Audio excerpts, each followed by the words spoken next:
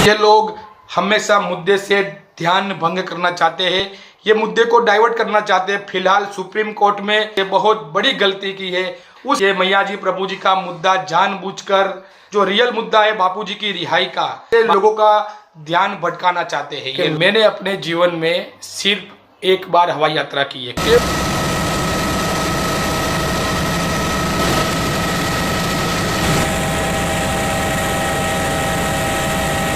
तो मैं उसको 11 लाख रुपया इनाम दूंगा। यदि कोई भी एक व्यक्ति ये कह के दिखा दे, ये साबित करके दिखा दे कि मैंने कभी किसी से केस के नाम पर 1 रुपया भी मांगा हो। ये सब जो खेल है इसको समझना चाहिए। हम सभी को साथ में मिलकर बापूजी को जेल से कैसे बाहर निकाले, इसके बाद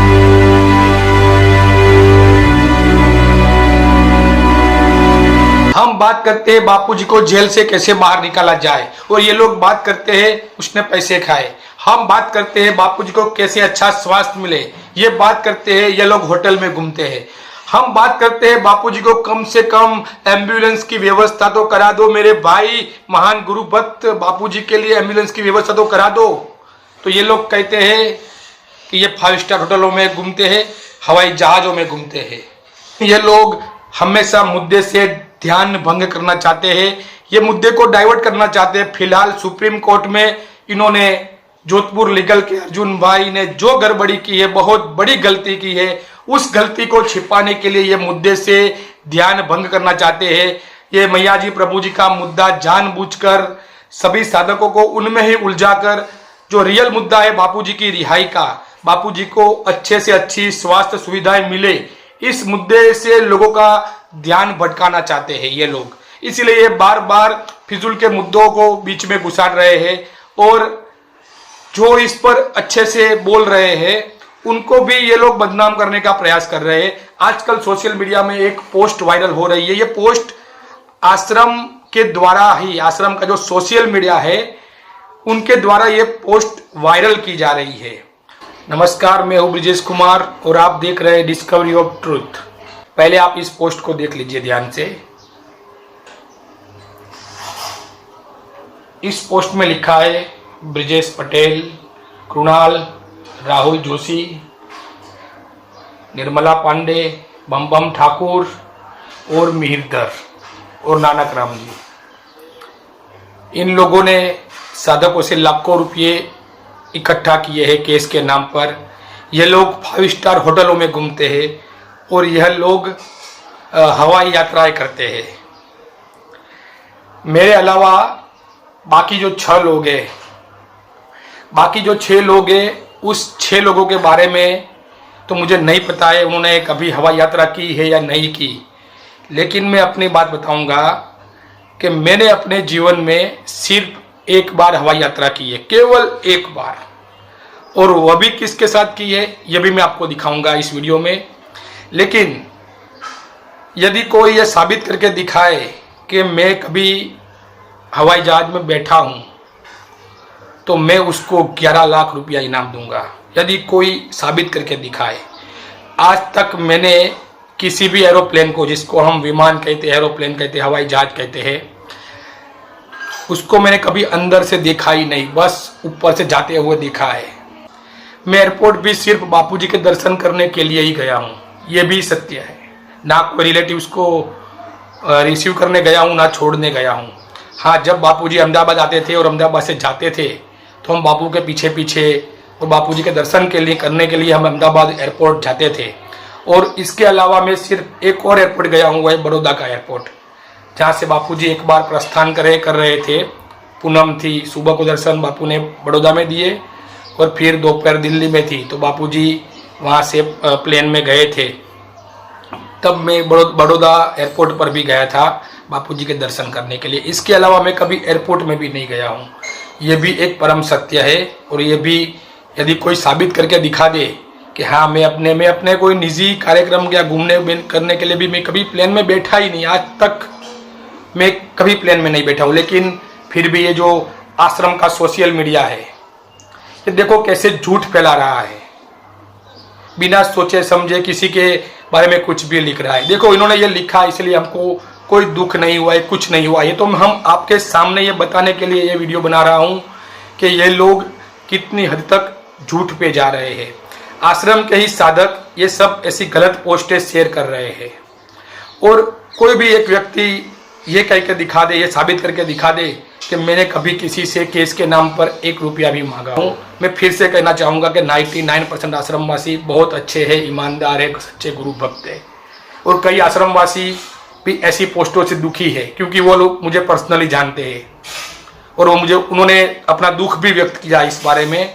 मैं उनके यहाँ नाम नहीं लूँगा क्योंकि ये लोग उनको भी टारगेट करने लग जाएंगे। लेकिन आओ आज मैं आपको दिखाता हूँ मेरी पहली और अंतिम अभी तक की मेरी लाइफ की पहली और आखिरी हवाई यात्रा।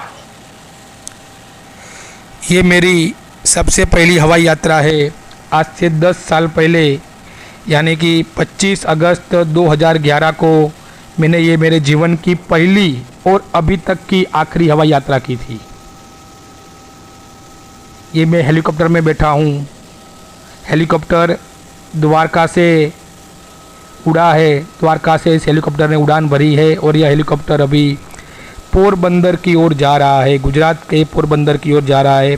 वैसे हमको सोमनाथ जाना था, लेकिन आप सब जानते हो सोमनाथ में बापूजी का सत्संग कैंसिल हुआ और फिर उसके बाद पोरबंदर में ही हेलीकॉप्टर को लैंड करना पड़ा। अभी आप देख रहे हैं कि हेलीकॉप्टर द्वारका के हेलीपैड पर खड़ा है। पूज्य बापूजी की गाड़ी आ चुकी है। हेलीकॉप्टर वालों ने हेलीकॉप्टर भी चालू कर दिया है। पूज्य बापूजी कुछ ही क्षणों में हेलीकॉप्टर में बैठेंगे। देखिए पूज्य बापूजी पधार चुके हैं। मेरे साथ में एक नोएडा के भाई थे और दूसरा एक राजकोट का एक भाई था। पूज्य बापूजी के दर्शन कर रहे हैं। देखिए पूज्य बापूजी हेलीकॉप्टर की ओर आ रहे हैं। उन्हीं बापूजी के पावन दर्शन।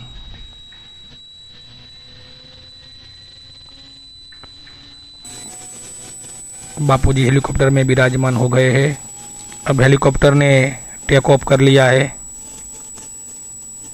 अभी आप भगवान श्री कृष्ण की द्वारिका नगरी का हवाई नज़ारा देखेंगे। गोधरा हेलीकॉप्टर दुर्घटना से ठीक ये पहले वाली अगली वाली ट्रिप थी। गोधरा हेलीकॉप्टर दुर्घटना 29 अगस्त को हुई। ये 25 अगस्त की ट्रिप थी।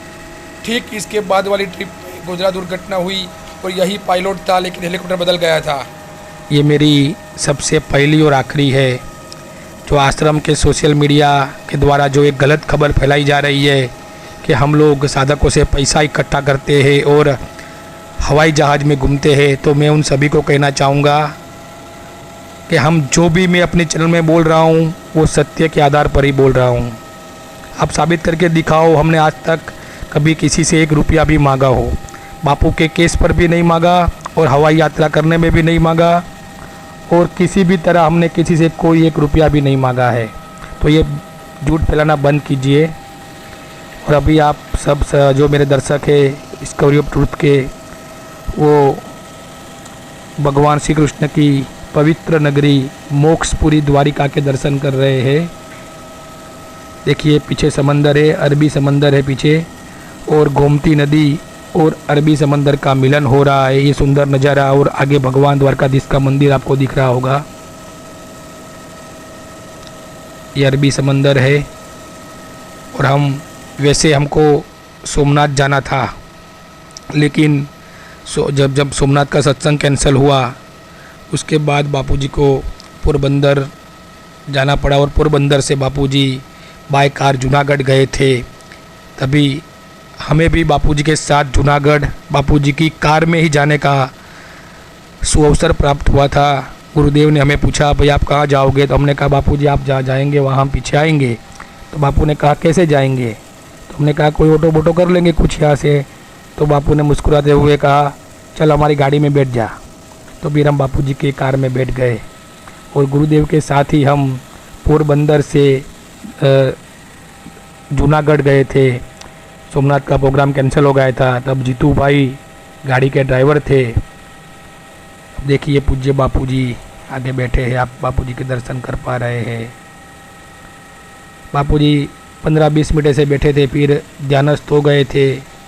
फिर जब हेलीकॉप्टर लैंड करने वाला था उससे कुछ मिनट पहले ही बापूजी ने अपनी आंखें खोली और वो पायलट से कुछ बातें कर रहे थे। अब देख रहे हो मैं बैठा हूँ, साथ में नोएडा के एक भाई थे मेरे बगल में जो बैठे हैं, वो नोएडा से या रोहतक से कहीं से आए थे, मुझे अब ठीक से याद नहीं है, लेकिन नोएडा या रोहतक वाले भाई है। उसके बाजू में जो लड़का बैठा है वो राजकोट का भाई है। ये पहली और आखिरी मेरी जो हवाई यात्रा थी हेलीकॉप्टर में थी, द्वारका से पोरबंदर तक की। ये तकरीबन 45 मिनट की एक यात्रा थी। तो ये गोधरा वाली दुर्घटना से ठीक पहले की एक हवाई यात्रा थी। और इसके बाद जो दूसरी ट्रिप थी बापूजी की, उसमें हेलीकॉप्टर क्रैश हुआ। पोरबंदर एयरपोर्ट पर भी एक रोचक घटना हुई थी। यदि आप ये बारे में जानना चाहते हैं तो मुझे कमेंट में ज़रूर बताइएगा और इस चैनल को ज़रूर सब्सक्राइब कीजिएगा। और जो लोग हमारे बारे में गलत इल्ज़ाम लगा रहे, गलत आरोप लगा रहे, आगे भी लगाएंगे, क्योंकि हम सच्चाई का साथ छोड़ने वाले नहीं है। इसलिए इन लोगों को जलेगी, बहुत जलेगी। जिनके घर आरोप लगा रहे हैं कि ये प्रभु जी का चैनल है, ये प्रभु जी का आदमी है, ये ऐसा है वैसा है, ये ऐसे आरोप लगा रहे हैं। मैं यहाँ से स्पष्ट कर देना चाहता हूँ कि यह चैनल ना प्रभु जी का है और ना ही प्रभु जी के कहने पर यह चैनल बनाया गया है। देखिए, मैं बापू का दास हूँ, मैं बापू जी का दास हूँ, दास सेवक हूँ। इस नाते जो बापू जी का परिवार है, यानी सारा परिवार में तो मैं भी आ जाता हूँ, या जो गुरु परिवार की व्यापक व्याख्या है तो उसमें मैं भी आ जाता हूँ। देखिए, ये गुरु परिवार शब्द एक व्यवहार में बताने के लिए है कि गुरु परिवार यानी वो सर्वोच्च 4 सभ्य, गुरु परिवार के समस्त गुरु परिवार के सर्वोच्च 4 सभ्य। लेकिन फिर भी चलो, इन लोगों को गुरु परिवार शब्द से आपत्ति है, इन गैंग को, तो चलो हम आज शब्द बदल देते हैं। गुरुदेव मेरे स्वामी है, तो गुरुदेव के जो संतानें हैं, गुरुदेव की जो धर्म पत्नी है, मैं उनका भी दास हूँ और मैं उनकी भी सेवा करूँगा। स्वामी है तो ये लोग भी मेरे स्वामी हैं। जैसे मालिक के घर वाले भी मालिक होते हैं नौकर के लिए, उस प्रकार मैं भी बापू का नौकर ही हूँ, बापू का दास हूँ। उस नाते जो बापू की जो संतानें हैं और बापू के जो धर्म पत्नी है, उनका भी मैं दासी हूँ, उसका भी मैं नौकर हूँ। और ये मेरा सौभाग्य है कि मैं उनका नौकर हूँ और उनका दासत्व मेरे लिए सौभाग्य की बात है। और यदि कोई मैया जी के लिए, प्रभु जी के लिए, साईं जी के लिए कोई भी गलत बात करेगा तो डिस्कवरी ऑफ ट्रूथ उसकी पोल खोलेगा। जैसे हमने डॉक्टर प्रेम जी के पत्र की खोली थी। जब डॉक्टर प्रेम जी ने गलत पत्र लिखा, गलत इल्जाम लगाए, उसके बाद हमने प्रभु जी का डिफेंड किया, क्योंकि गलत बात कोई भी हो इसको हम स्वीकार नहीं करेंगे। और जितने भी ये चमचे लोग हैं उसको मैं चैलेंज देता हूं, मेरा एक भी वीडियो गलत साबित करके दिखा दो आप। देखिए, मैंने कभी पहले हमला नहीं किया है, मैंने ये बापू जी के सुप्रचार के लिए चैनल बनाई है और इस चैनल का उद्देश्य भी बापू जी का सुप्रचार है, बापू जी की रिहाई है। हम बापू जी को ससम्मान जेल से बाहर निकालना चाहते हैं, बापू जी को जेल में फिलहाल अच्छा इलाज मिले, यह हमारा प्रयत्न है और यह प्रयत्न हम करते रहेंगे। यदि आप लोग गुरु परिवार के, यानी कि बापू जी, साईं जी, मैया जी और प्रभु जी, किसी के बारे में भी कुछ भी गलत करेंगे तो हम जरूर बोलेंगे। हमसे और कोई आशा मत रखना कि हम आपकी चाटुकारी करेंगे। हम असत्य का समर्थन कभी नहीं करेंगे। जिनको जगत के भोगों में और इस दृश्य जगत में तनिक भी आसक्ति नहीं है, तनिक भी इस दृश्य जगत में मोह नहीं है और यह इस जगत को सच्चा नहीं मानते, ऐसे पूज्य मैया जी के बारे में जो गलत इल्ज़ाम लगा रहे हैं, उनको मैं हाथ जोड़कर प्रार्थना करूंगा ये महापाप ना करें, इनके चढ़ावे में ना आए, क्योंकि ये आपको नरक की ओर ले जाएंगे। पूज्य मैया जी, पूज्य प्रभु जी का आदर करना कोई गलत बात नहीं है, उनका आदर होना ही चाहिए और उनको सम्मान भी देना ही चाहिए, यह हर साधक का फर्ज है। गुरुदेव चाहे भले जो भी कहे, ये गुरुदेव का विषय है और गुरुदेव भी जानते हैं उनकी सच्चाई क्या है।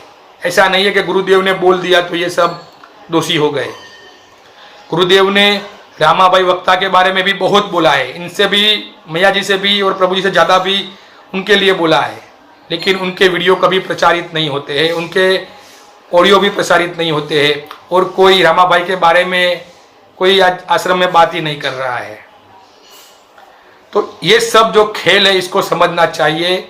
और आज जो हालात है हमारे, ये मुद्दे से ध्यान भंग करने की बातें हो रही है। हम सभी को साथ में मिलकर बापूजी को जेल से कैसे बाहर निकाले इसके बारे में सोचना चाहिए। बापूजी को कैसे अच्छे से अच्छा इलाज मिले इसके बारे में सोचना चाहिए। चैनल को अभी सब्सक्राइब कर लीजिए और वीडियो को अंत तक देखने के लिए आपका बहुत बहुत धन्यवाद। जय हिंद, जय भारत, जय सनातन, हरि ओम।